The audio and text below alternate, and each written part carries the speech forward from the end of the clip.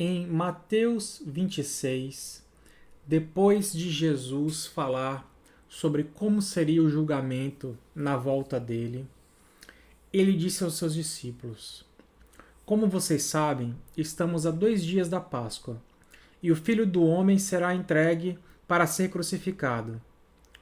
Naquela ocasião, os chefes dos sacerdotes e os líderes religiosos do povo se reuniram no palácio do sumo sacerdote, cujo nome era Caifás, e juntos planejaram prender Jesus à traição e matá-lo.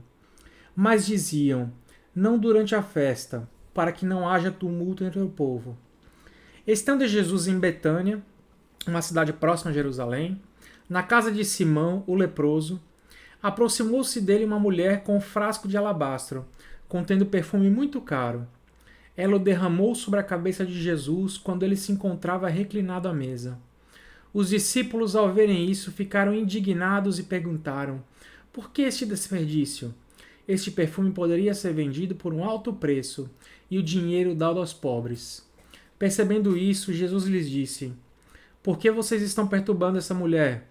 Ela praticou uma boa ação para comigo. Pois os pobres vocês sempre terão consigo, mas a mim vocês nem sempre terão.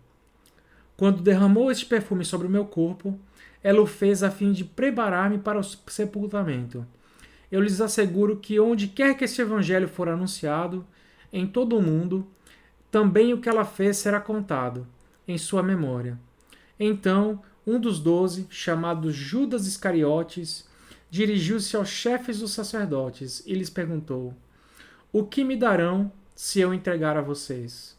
E lhe fixaram o preço, 30 moedas de prata.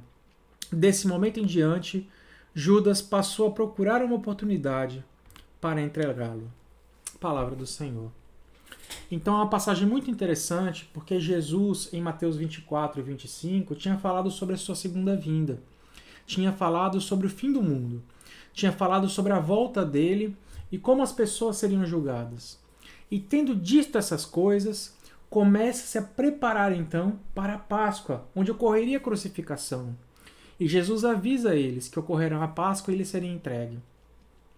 Mas não sei se os discípulos estavam compreendendo exatamente o que ia acontecer, se eles estavam preparados para a crucificação. Chega uma mulher, enquanto Jesus está reclinado à mesa em Betânia, na casa de Simão, o leproso, e derrama sobre ele um perfume, um alabastro assim, muito perfumado, muito caro. E os discípulos se espantam e dizem: esse perfume poderia ser vendido e dado aos pobres. Eles repreendem a mulher e Jesus diz: não façam isso. Os pobres sempre estarão contigo. Ela, porém, está me preparando para o sepultamento.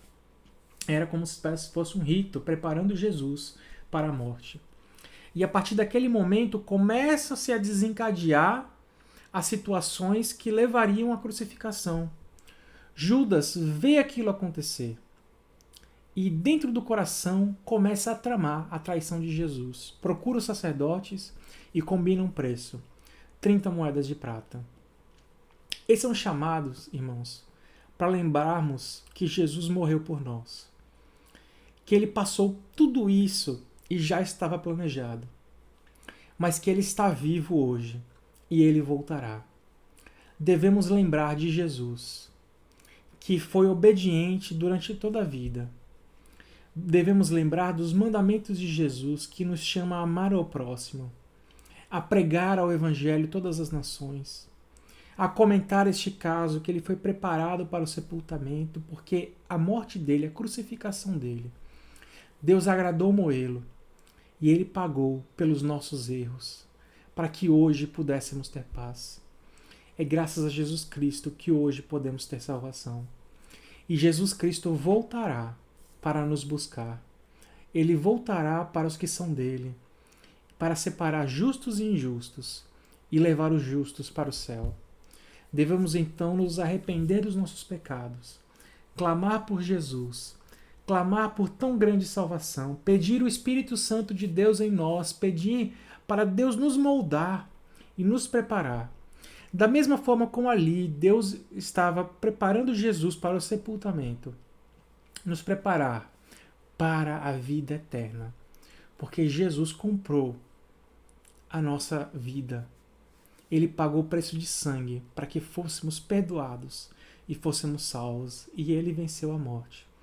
Então hoje podemos lembrar de Jesus, podemos vislumbrar tão grande salvação e perseguir o caminho correto, o caminho da paz. Eu recomendo aos irmãos que leiam a Bíblia, leiam sobre a crucificação, orem, jejuem, busquem a Jesus Cristo.